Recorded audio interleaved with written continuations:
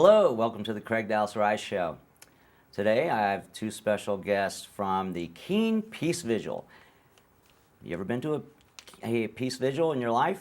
Well, I've been to quite a few. I'm part of the Keene Peace Vigil myself, but I wanted to bring these two guys on because they've been involved more longer and more often than I have. And today I have Paul Krautmann and Jim Clark on. Welcome, guys. Good to be here. Well, thank you for being here. Thanks for asking us, Craig. You know, I'd like to start off the show by asking you a little bit of, do you have any history of the Keene Peace Vigil and how you got involved?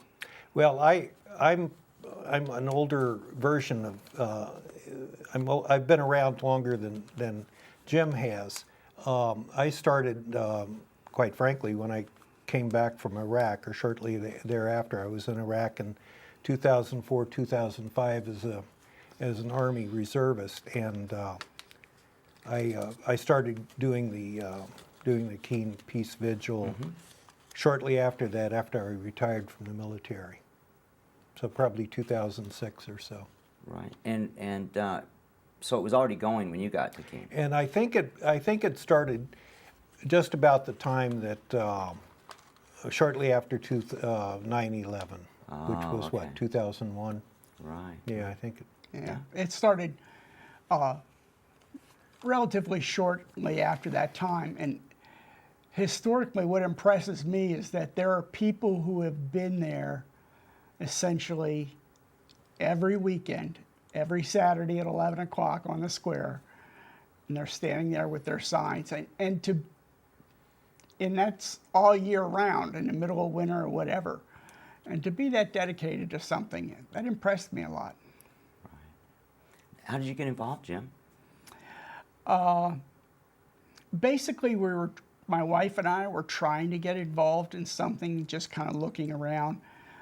Me personally, I was looking for something after my retirement, and I volunteered at the community kitchen, and that was part of it. And I wanted to do one more thing.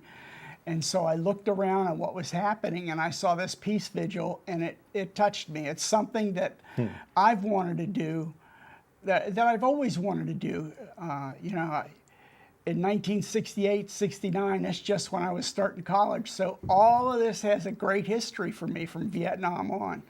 So I liked getting into it, and it meant something to me. Right. Well, I don't know if you know Will Hopkins with the New Hampshire Peace Action. Yeah, sure. Well, he became involved after he had done a tour Correct. in, I think, Iraq or maybe Afghanistan. Yeah, I'm pretty sure Will was in Iraq probably around the time that I was. Right.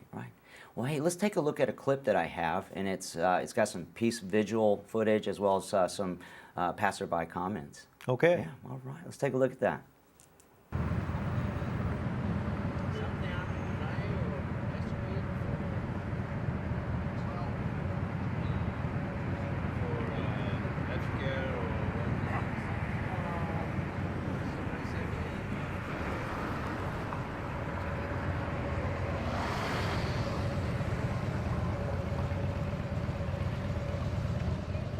Downtown Keene,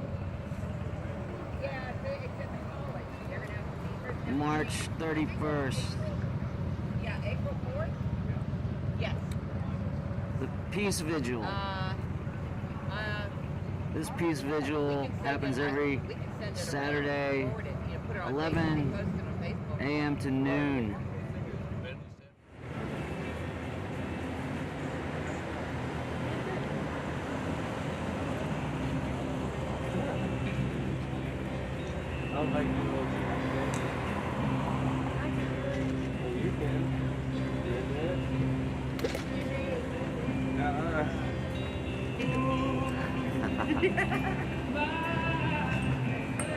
Oh, hi.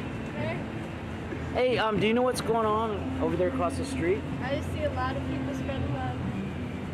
Yeah, how can you tell that? Signs, people, community, music. Right. It's actually, they call it a peace vigil. A peace vigil. Yeah, it's not a protest really. It's more of a, just a standing up for peace. Yeah. Have you ever seen it before? Oh yeah, I've seen it the past 3 years, 2 years. Okay. Well, what about like, have you ever talked to them? Have you ever interacted with them? I walk through and I just look. I walk. Oh, okay. Well, do you find it to be like an inviting atmosphere, or? Yeah, no. Yeah? Sweet. Okay. Well, but you've never actually talked to any of them? Okay. Well, I'm just trying to get people's opinion, and I appreciate you giving me your opinion today. All right, thank you. What do you think? Well, I agree with stop war.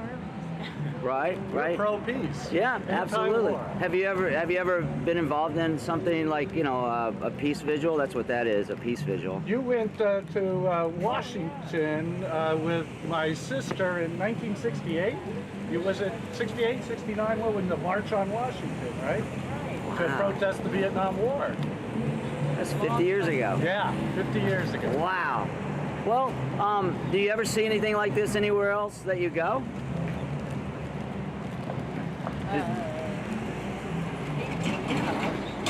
Standing in squares, circles. Right, right, standing in squares and circles. Where have you seen peace vigils before, like besides here? Well, not too many places. But I like that there's always someone here Yeah, standing up for what's right. they do it every Saturday, 11 to 12. Have you been aware that there is a peace vigil, like for years here? Yes, but I used to be in a car and just drove by. And wave or honk? Of course. That's what a lot of people do. Yeah. And what do you think about the peace vigil? I mean, is it, just tell me your thoughts on it. I think it's awesome, and I was thinking about coming over and getting up on the stage and yelling for peace through God. You should if come- everybody asks for the Lord for peace in their heart, and you know, if we can spread it all over the whole world, perhaps peace will come to the world. Right. And so anyway, that's me. Wow, that's all footage that I took just, you know, in the last year, and you guys, I know that you know, standing there, standing up for peace is it makes a strong statement. Are you doing anything different as of late, or do you have any plans to do something different, or do you have any other goals in mind? Well, we have part of everything was just to try to move on ahead. So people have been standing out there for, what, 20 years or almost, or 15 anyway. Right. And we wanted to do some other things. And we do. And among those things, we try to, for instance, we support candidates that seem to be peaceful or peaceful oriented that we like. We're active with them. And there are times when we'll support a candidate and we'll go and we support them financially. We'll go and canvass for them, etc. We also, lots of letters to the editor to try to get certain voices heard and certain ideas out there. And I haven't written any, but some of the other people have written some really good stuff that's gone in the Sentinel that I've enjoyed. And we also do a lot of tracking of legislation in both the state and federal level. And what we do in tracking that legislation, whichever way we want it to go, we call our representatives and tell them how we want it to go. And we also do that at the federal level. And finally, we'll call legislators and let them know when they've done something we don't like, and just try to push that on. Right, that's important. I know I did call one time when I got an email from the group, and I need to check my email. That's one of my weak points. I check Facebook more than email. So, and I know that you guys have shown up before at like political meetings, like with Jean Shaheen, and let her know you're unhappy with the vote with Haspel. We noted in the senatorial hearings over Gina Haspel, who was became the CIA director a couple of months ago, or last spring, that Democratic Senator Shaheen voted for this woman, and this woman had a history of being quite involved with the torture back in the 2003-2004 after the invasion, the illegal invasion of Iraq. And for a Democratic senator, especially our senator, person who represents us, to have voted for this torturer person, Haspel, we just felt was pretty much over the top. And we went before the county Democrat Party meeting and asked them to censure Senator Shaheen, which they didn't do, but at least we made our voice heard. And we also try to make our voices heard. For example, Senators Shaheen and Hassan and our Congresswoman Custer all voted recently for the defense authorization budget of $717 billion. And if you look at the history of those three people, they vote like that every time. They vote for the funding of the military, which essentially is funding for the continuation of the war. You know, I remember being at the post office on the last day to put your tax return in, and you know, we're educating people about how much of the federal budget is going to fund wars. You know, I really wish that we could sit down and talk to people more, because you know, when you hand them a pamphlet, you know, they might read it. But you know, I think interaction is important. You know, the more you get out in the public. So it's great that we're getting out to these political meetings, going out to the post office and things like that. I know I've always had a little bit of a concern about the Peace Vigil literally being on an island. You know, out there in the square, the circle in the square, and you know, maybe someday it'll spread out from there. You know, but right now, I mean. You guys, we're all, you know, trying to do the best job we can. Yeah. Yeah, I think with the help of some of our newer people like Jim and Pam, his wife Pam, Right. I think we're kind of trying to get out. We're developing a web page, and that's something that most of us in our generation are totally, you know, it's like speaking Chinese, if you will. It's something way over it's something we just can't do. But young people are into that, and we kind of feel like we're heading in a direction where we can go out a little bit more, as like young people do. It also we have some bumper stickers that say "Stop War, Start Peace," and if you looked at the back of the shirt says "Stop War" on the other side. And it also has what's going to be our website address, which is www.keenpeacevigil.org. It's not up yet, but it will be probably within the next 2 weeks or so. Okay, let me know for a future episode on my shows, and I will put that out there again. But you know, we don't, you know, people can't access it yet, but it's coming. It's near completion, right? Yeah. Great. Yeah. Well, I'd say about halfway. Okay. But you know, getting back to that, one of the reasons I think we're all there is to make people aware that this war is still going and that there is a path toward peace. And I know I encourage, when I write a letter to the newspaper being critical of someone or some party or whatever, I try to encourage people to read certain things, not necessarily the Wall Street Journal or the Washington Post or the New York Times. I encourage people to look at something like Tom Dispatch, TOMDISPATCH. The guys and gals who write at that website are very well informed, and their commentaries are eye-opening. Mm-hmm. Well, you know, there's two things that come to mind when we're talking about being involved in a movement where you're out in public, you know, trying to spread the word, basically.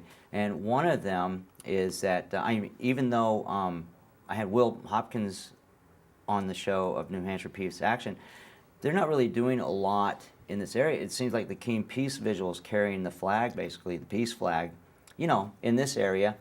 They do a lot in like Concord and Manchester, I think. You're right, Craig. New Hampshire Peace Action will. It's a large group, and they meet periodically. One of our members, Chris Hansen, is on the board of directors, and we're having the annual meeting, I think, on October 6th. But they focus on education, some lobbying at the State House for certain issues, but they're more directed in Manchester and Concord and those parts. And but we are kind of in cahoots with them. Mm-hmm. Right. Yeah. And one other thing is that you know, sometimes people you know, they have varying opinions about like what they consider a protest. In our case, it's the vigil. I mean, we're just standing up for peace and saying, you know, it's like we're not really in people's faces and, you know, demanding that they listen, but, you know, we're gently there and holding signs and sometimes playing music, right? But any type of public display like that is meant to expose the hidden. I mean, if we weren't there, people would maybe not even believe that there was people that want peace instead of the ongoing wars. That's you know? kind of a funny thing. If you were born in 2001 after 9/11, 100% of your life, the United States has been at war somewhere. 100% of your whole life. That's you've hard to been at believe. war. And when you think about that, one of the things now, when you picture World War II or World War I, when we were at war, you get these images of people collecting up old tires and collecting up metal and donating all these things, and you get the sugar shortages and no nylons and whatever candy.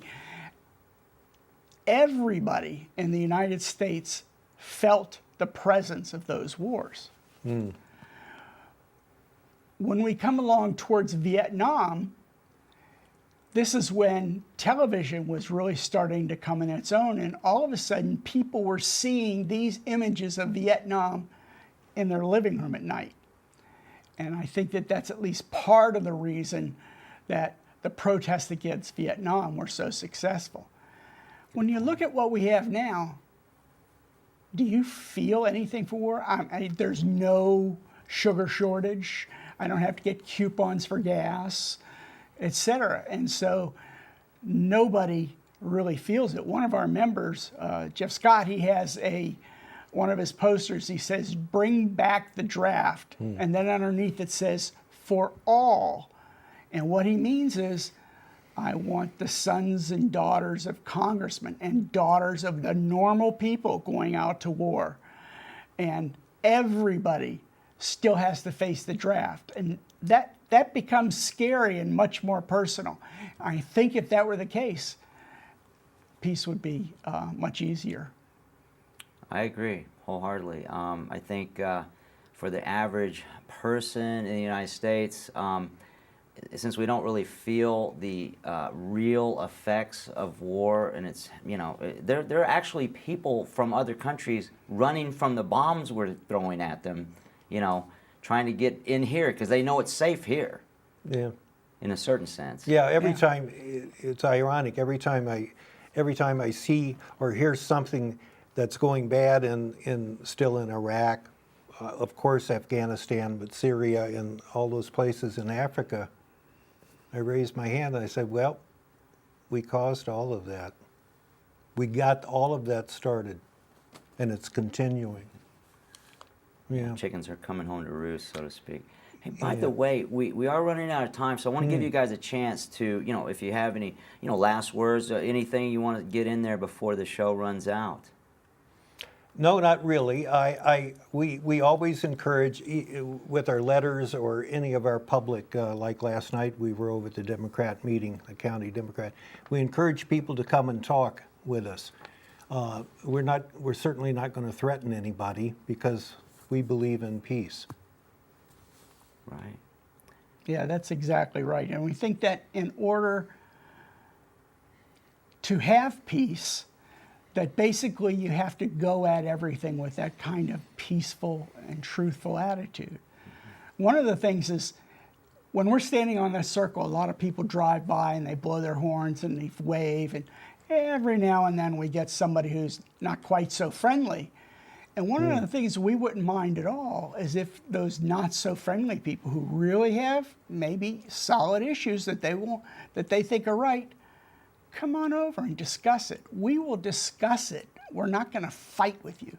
We will discuss the issues and try to understand one another.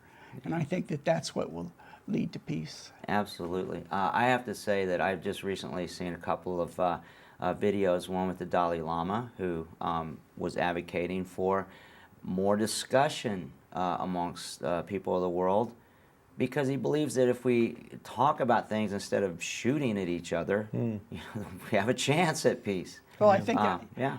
a long time ago, it came to me that the real reason that people have wars is because they've stopped negotiating. They've given up. They haven't been creative or imaginative enough to get the people together and to come up with another solution. I myself, I used to have a little megaphone. I lost it. I should probably get it back. But I used to have a megaphone, and I loved shouting out, you know, from the circle there. War is a serious lack of imagination. I think that's says a lot. absolutely That true. says a lot, Craig. Yeah. Yeah. And also Thich Nhat Hanh, he says his overriding thought and message to everyone is end the war. And he was questioned a little bit about that, and he said, really, you have to end the war within yourself first. And like you guys are saying, you know, you really have to come across as someone who is at peace and wants peace. You can't yell and argue with someone very long No. before it just turns into a big argument and everybody's mad at each other. Right. Yeah. Yeah. So it helps to bring love to the situation, the love of peace and love of your fellow man and woman And every caring child. for one another, that's all. That's right. That's right. Well, I certainly I want to remind people that the Keene Peace Vigil is every Saturday at from 11 p.m. to noon. I'm sorry, 11 a.m. Let's get that straight. 11 a.m. to noon. It's only 1 hour, and it's year round. Yep. And I think I've mentioned that a few times on the shows before. Trying to get as many people involved as possible. I'd like to see the whole city show up. We one would day. love it. Yes, Yeah, absolutely. absolutely. Yeah. Yeah. Well, anything that would help bring peace to even just one person is worthwhile, obviously. And it seems like a tall order to try to bring peace to the world. But, you know, at some point there might be a tipping point, right? I heard a statistic that says if you convince 3% of the people on something, then it will change. So if 3% of the people believe in peace, it'll happen. Right on. Well, we're running out of time. As I always do at the end of my shows, I have a video, or I perform live. This time it's another video taken, filmed at the Keene Peace Vigil. But before we go, I'd like to thank Jim Clark and Paul Krautmann once more for coming on the show. And we're going to watch that video, and I'll see everyone next week. And watch the show. It debuts every Saturday at 9 a.m. on Saturdays and throughout the week on a rotating basis. So until then, rock on. Hello, it's Craig Dallas Rice again. I'm at the Keene Peace Vigil. It meets every Saturday, 11 to 12 in downtown Keene at the square where there's a circle. Okay, now, this song is by Creedence Clearwater Revival. It's called Fortunate Son. And yes, it has something to do with cannons in it.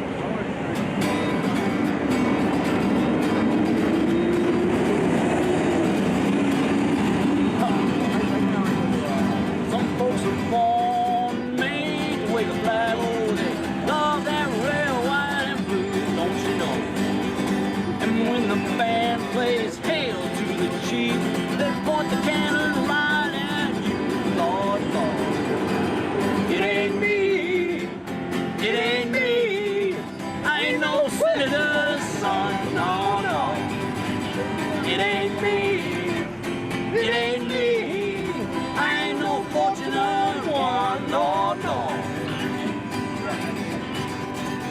folks are born with that silver spoon in hand. Oh, they love to help themselves, don't you know?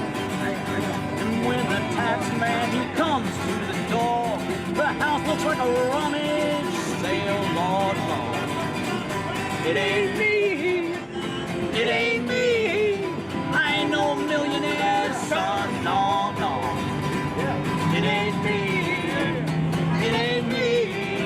I ain't no fortunate one, no, no.